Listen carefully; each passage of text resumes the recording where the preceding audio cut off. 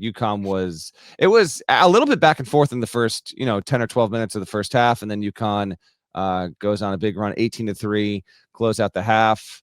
Our buddy Andy Katz was there doing sideline, and I didn't obviously hear it because I'm in the arena, but he does the hit going into the break, and I'm going to paraphrase here because then Katz comes over, he's laughing, he's like get a load of what Dan just said, and essentially Andy said this team is built to come back, it's done it. What are you guys going to do? And Hurley essentially said, if we play the way we did, they're not coming back. Well, they did come back. They got it to one with less than a minute to go. I was thinking back over it, and I was talking to some folks before the game. I'm pretty sure this was the first time that I ever covered a Seton Hall regular season game at the Rock. Some years they're just not even remotely good to make it worth it. Sometimes if they have a game that's worth it, it lands on a night where I'm just doing other stuff. I just had never done it. So this was the first time I'd been there to see that. They're ranked, obviously a ranked on ranked game, a big game for Seton Hall. You win here, big for the reputation. I actually thought would have been better for the Big East if Seton Hall had won this game. So I was happy to be in the building. I was happy we actually wound up getting a close game. They fill it up pretty well in the lower bowl there. Students are back at classes at the hall today, so the student section was filled. They live 15, 20 minutes away from the arena, and a really good, a really fun scene. But UConn is able to hold on. And why does it hold on? Despite an ugly game overall, Silas Demery Jr., I think, is the biggest reason. Now, you look at the box score, and he had 8 points. But he went 4 from 4 from the foul line in the final minute. He was 6 of 6 from freebies.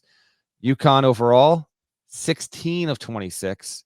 From three-point range, UConn 3 of 17. Seton Hall was even worse, 1 of 16. So a brutal showing from beyond the arc. Seton Hall made its one and only three-pointer to cut the lead 2-1 in the final minute when Mike Williams III hit that tray. He actually tried another three. Braylon Mullins, Johnny on the spot, gets a ball on it, deflects it.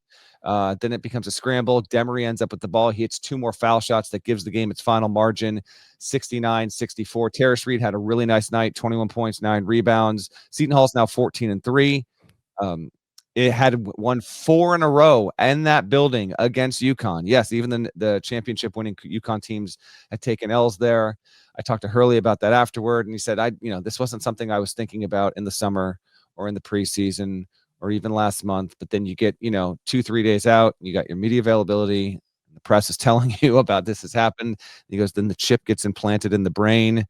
And it was, I thought it was the latest, the lead of my column overnight was a lot of this season about UConn is exercising the demons from a year ago when, UConn wasn't bad. As a reminder, it was not a bad team a year ago. It was just a team that had expectations proudly of winning 3 in a row, NCAA titles, couldn't get it done, had a very noisy offseason that continued even into the regular season. And now they've atoned for the non-conference portion. And now they've ended the losing streak against Seton Hall.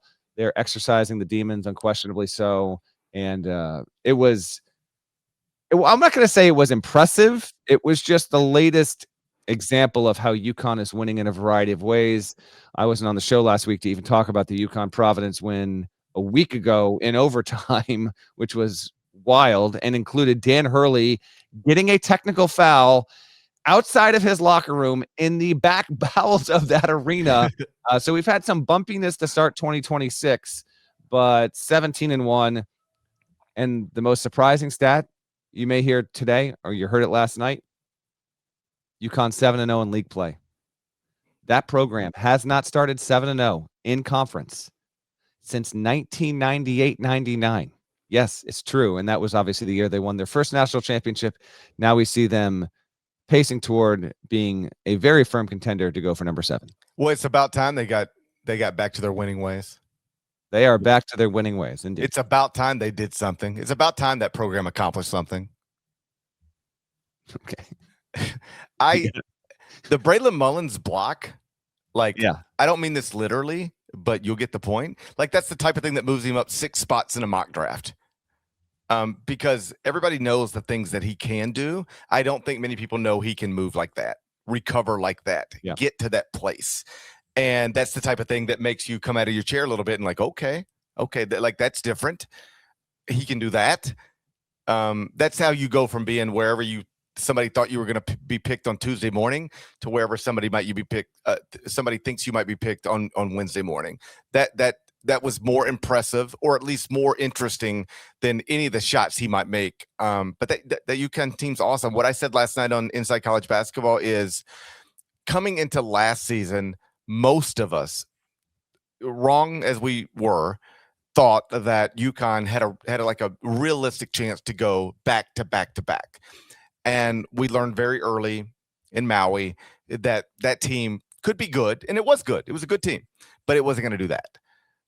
This team can do that. This team can win a national championship. It was pretty clear by December 1, UConn was not going to go back to back to back. They weren't going to three-peat. But can UConn win 3 national championships in a 4-year span? The 4-year span we're in right now? Yeah, they can do that. And you saw it in person last night. I don't think you disagree with me, do you? I don't know. They can definitely win 3 and 4. I've believed that essentially since it's been, I mean, the win at Kansas in the moment there. I saw the Florida win in person. The Florida one's really what did it for me. At that point, they got to 9-1. Now they're 17-1. The only loss is by 4 at home with no Mullins and no Reed on the floor in that game against a very good Arizona team. That takes nothing away from Arizona. It's just the only loss that UConn has to this point in the post-game press conference. I've been guilty of this. I'm sure you have as well. Adam Zagoria does a really good job covering, NYC area. Allman Brothers. He's excited for Goose at the Garden in June. Talks some Bob Weir, but he was winding up a question, and sometimes you wind up a question, and then the way it lands, you're kind of like, it's not exactly the way I wanted to get it out. So he essentially asked Dan if he wished he had won the Arizona game, and Dan was like waiting for the question to finish, and he chuckled. He's like, "Yeah, Zags, I wish we won that game." So it's fun. It's fun. This makes me laugh so hard because Brent Stover and I have this running joke early in the season. I can't remember what team it was, but I swear to God, we were on set, and this team that was supposed to be good, whatever it is, we'll figure it out later. But this team that was supposed to be good had not been so good. They'd lost some games they weren't supposed to lose. And Stove looks at me, and it was a total re-tee. So we're just like trying to get to a break. You know how TV works. And it was just like producers in his ear, like Jim Hildebrand's probably in his ear being like, hey, re-tee GP on something, and because we need 45 more seconds, and he's like GP, and he's just talking, and he goes it was this one team, and he goes, so GP, if this team, whatever team it was, if this team, like if they would have won this game and that game, like would the narrative be different connected to them? And I was like, yeah, Stove, if they were undefeated, people would think they're better than they are with 3 losses. Same type of thing. Like, people are calling this team disappointing, but if they'd have won this game and this game, what would be the conversation then? Well, they'd be undefeated and people would be calling them awesome. That's how this works. That's how it works. That's correct. The best. He's got his hair commercial going. Like, we can't even sit in studio. You can't watch Sunday Night Football. Here comes Stove with a hair commercial. He's a star. Yeah, good on him, by the way. Good on him. No question. We love you, Stove. But that being the only loss for UConn, yes, they can go 3 out of 4. And only other tag from this, and then we can keep it moving. Hurley did tell me, I got him in the locker room afterward saying one of our guys played loose, and this was important. This is a quad 1 opportunity. He's just not going to be diplomatic about this, and nor should he be. He said, we're just not going to have that many opportunities in league play to get quad 1 wins. He is correct about that. Now, he did talk up St. John's and Villanova, and both of those teams got wins on Tuesday, which benefits the general objective for the Big East to target 4 teams in the tournament. I think that needs to be the goal.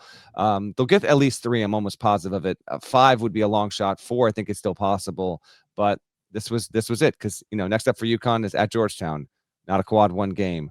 Home to Nova, that is, I don't think, a quad 1 game at this point. That's next Saturday, but a really good opportunity. But home to Providence, not a quad 1 game. At Creighton will be. Home to Xavier won't be. At St. John's will be. At Butler probably won't be. Home to Georgetown won't be.